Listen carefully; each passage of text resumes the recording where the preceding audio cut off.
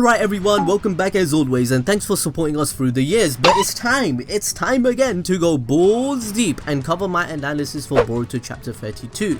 I also have a lot of Boruto news to cover, so I'll try to explain everything as fast as possible. So let's begin with the Boruto news. Shonen Jump did an interview with Ikemoto, the designer of Boruto, and Ikemoto reveals when Boruto will be ending and how he creates his characters and thinking process behind it, and lastly a few of his mistakes in the past. In the interview he explains, "My utmost priority is to complete the entire story for Boruto. That said, I do not want the story to spoil all too much, as the original Naruto series already has a whopping 72 volumes, god damn it. I am hoping to complete the story within 30 volumes to keep the entire saga within 100 volumes altogether."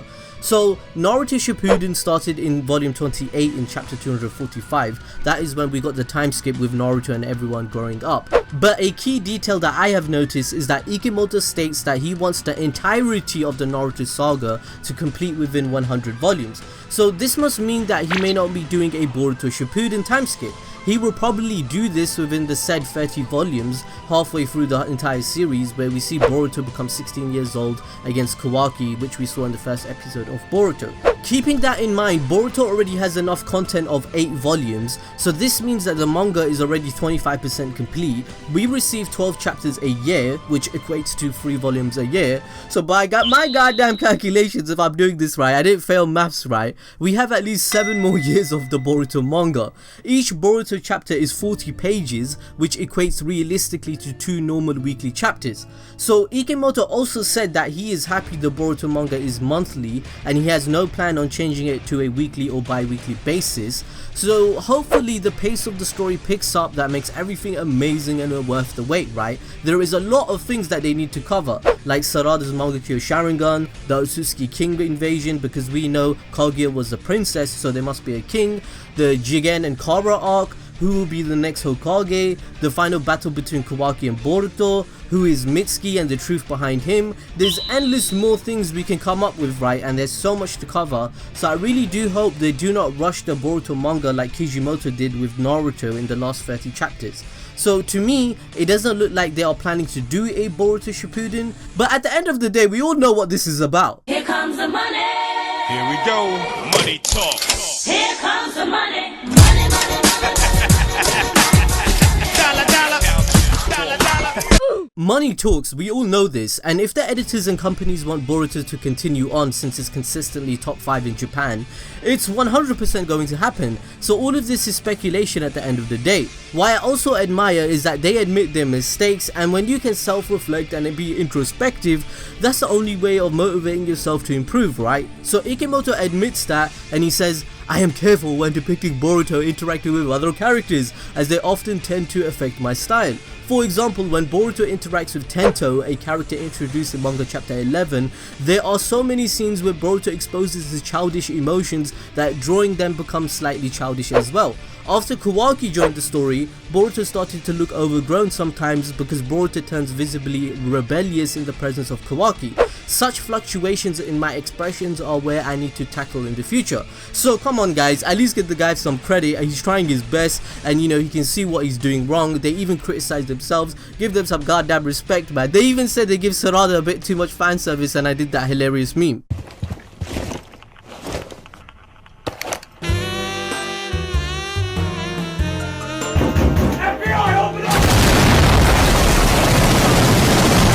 Alright, now that all of the news is out of the way, let's go to my analysis. Firstly, shout out to myself. Yeah, I am gonna do that, fam. I just like to say our Rinne Rebirth videos are proven correct and are canon, because in this chapter it is revealed that Naruto still has Sage of 6 Paths and all the Tailed Beast chakra. Now, if you haven't seen these videos where I explain Naruto's powers and the Rinne Rebirth plot hole debate, go check them out when you have, and you know, it's really interesting, balls deep style, and it might blow your mind. We all know Naruto has all the Tailed Beast chakra because in this chapter, he literally uses its powers. Naruto performs the magnet release Rasen Shuriken, which with Shukaku's magnet release, it reinforces its suction power.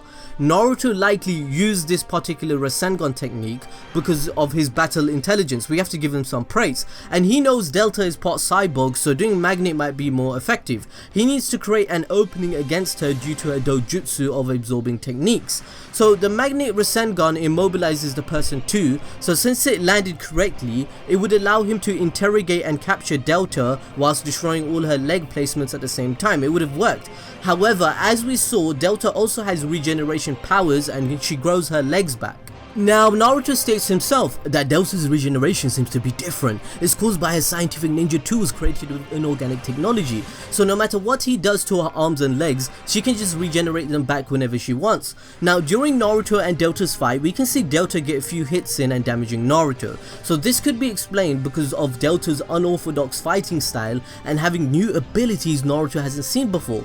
Okio Kadachi is doing a great job in my opinion of displaying her powers, and what can she do? You know, he's using this as a platform so we as readers can understand the threat of Kara and that it's actually real and we can't be taking it so lightly, fam. So Naruto questions himself on how is he gonna create an opening. So when I got to this point of the manga, I was obviously thinking like you guys, why doesn't Naruto use Shadow Clone Jutsu like always and fix the problem to create an opening? He's done this so many times. Naruto also hasn't sent a clone to the children to protect them, so I don't see any logical explanations yet why he hasn't done this yet. He even did this against Momoshiki, he didn't use any clones. So is he trying to leave this as a last minute secret weapon that Delta doesn't know about so that he can defeat her?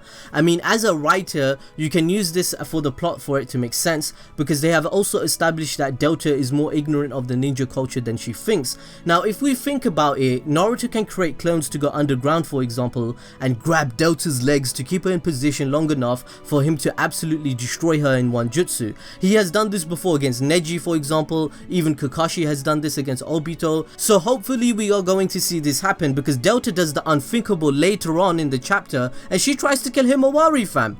Naruto promised Delta in the previous chapter that if she ever tries to hurt them kids, he would destroy her, and that makes me hope that this will be all for a development of Naruto to go 100% all out. He will use his clones, and maybe right now Naruto is just thinking like a Kage first and he doesn't want to reveal all his powers to the enemy, thus giving Kara intel on him. To be honest, this is a fact proven because in the chapter whilst Delta and Naruto are fighting, Kawaki comments to Boruto that they should not get involved. Boruto is panicking all over the place. Oh my god, what's gonna happen to my father? Naruto is losing, blah blah blah blah.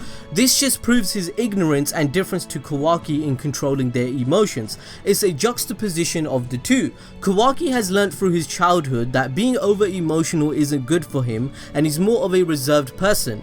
Boruto on the other hand thinks with feelings a lot and makes decisions based upon them. I've said it time and time again, but Kawaki seems to have amazing battle skills and observation. His introduction in Naruto's house proves everything on how he tries to plan his escape. Jigen must be training Kawaki to such a high degree, so when Kawaki learns jutsu, which Naruto said he would teach him, it will no doubt make Kawaki one of the strongest people in the new generation in existence. Kawaki calls Boruto a naive bastard and says Naruto is trying to protect them. He literally has to shut the power scaling fanbase up since he states that Naruto completely surpasses Delta in strength. Naruto is leading the fight by ballroom dancing and trying to divert Delta's attention from the kids because he wants to protect them. So Kawaki says that Naruto will win no matter what if they don't interfere. But guess what happens? Do it! Do it! Come on! Kill me! I'm here! Come on! Do it now! Kill me! So number one is, I think about the story and plot, which includes dialogue, concepts, philosophy, new fresh ideas. Number two is directing, choreography and cinematography. Number three is animation quality and art style. And then number four is probably power, and you know, how unique is a person's power, how amazing it is, just how strong they are. So when I read manga and watch anime, the story is what drives every other factor, so you need to tell a story that is very compelling to me. And I feel as though Naruto was one of those anime for me when I was a kid, and that's why I enjoy it till this day. So power scaling only bothers me when it takes me out of the anime universe, making absolutely no goddamn sense to the rules established in the show. For example, the Mitsuki arc in Boruto had very huge problems, and I called it out in my reviews. So going by this chapter, there is still probably people complaining about power, but in my opinion, in my humble opinion, I can't wait for this to get animated, and Naruto acting in this manner as a Kage makes sense to me. The fight continues on, and Delta reveals another new power in which she has goddamn laser beams from her eyes. These beams of light are described by Kawaki to stop the ability of regeneration since it kills the cells and makes them crumble away from the body. It is revealed by Naruto, however, that these laser beams use chakra, so this means Delta is using chakra with her inorganic technology, which also means she probably can learn jutsu in the future if Okyo-Kadachi wants to power scale her up, but it also creates a limitation to how strong she can be, how often she can use her abilities, so it's great writing. So the fighting continues and Naruto dodges more laser beams to make Delta waste all her chakra so he can capture her. Naruto doesn't want to use jutsu because, you know, Delta will just absorb it and throw it back with even more power, so he thinks about the best course of action. In the midst of all of this, Boruto interferes and throws his vanishing Rasengan. Now this worked against Momoshige Otsutsuki, someone who had the Byakugan and Rinnegan, so you know, it kind of makes sense, cut him some slack guys, but Boruto would think that it can work. And as I said, he thinks with his emotions rather than Kawaki thinking objectively. So Delta's machinery from her attack detects the vanishing Rasengan through sound, it seems, which means it might have echolocation like bats that detects chakra, so she absorbs the jutsu and rushes to Himawari. Now we know Himawari isn't a ninja, she's 10 years old, she doesn't want to be a ninja, she can't defend herself, so when she's flung in the air, Kawaki is left no choice fam, Naruto can't make it on time, Kawaki sacrifices himself for them. Now just from this action, just from this, we can just see how heartless Delta is as a person. She's willing to kill an innocent girl, you know, an innocent little cute girl like that, not involved in the matter, and this kind of insinuates the morality of Kara, it seems. You know, it's all or nothing, you know, you either do the job or you f**k off, mate. So complete the objective of the organization no matter the cost. Jigen even sacrifices hundreds and hundreds of kids for the Karma Seal. Kawaki is easily in my top 3 favorite characters in this manga. I think he's superbly developed, which makes us all emotionally attached to him, and Delta herself is bewildered, you know, she's going, what? How did that even happen? Why would Kawaki do that? And she goes, why would he do such a thing for Naruto and Himawari? And this just proves that Naruto has affected him and the story comes full circle. Kawaki objectively says if he didn't sacrifice himself, they would lose either way. So this just again perpetuates his intelligence and observational skills to make quick decisions. Kawaki finally got his payback for Boruto's vase, and I guess they are friends now, but this begs a huge question. What makes Kawaki betray Boruto in the future? What makes him say that he sent Naruto somewhere and the village is destroyed? So this goes back to the Jigen theory. There is a theory out there that Jigen takes over Kawaki's body in the future, and that is in fact Jigen inside Kawaki who destroyed Konoha and is fighting Boruto.